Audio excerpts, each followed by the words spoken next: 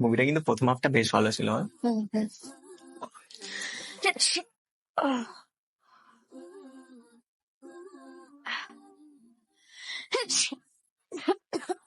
লাগিয়ে ফেললি তো ঠান্ডাটা। বারবার বলেছিলাম যখনই বাইরে যাবি ছাতা নিয়ে যাবি। না, তোমার তো বৃষ্টিতে ভিজতে খুব ভাল লাগে। বেশি বলিস না। চুপ করে বস, তোর জন্য একটা জিনিস আছে, গরম গরম আদ্রক চায়। Caring boyfriend. চুপচাপ খেয়ে নে, জিনিসটা দেখতে হবে তো।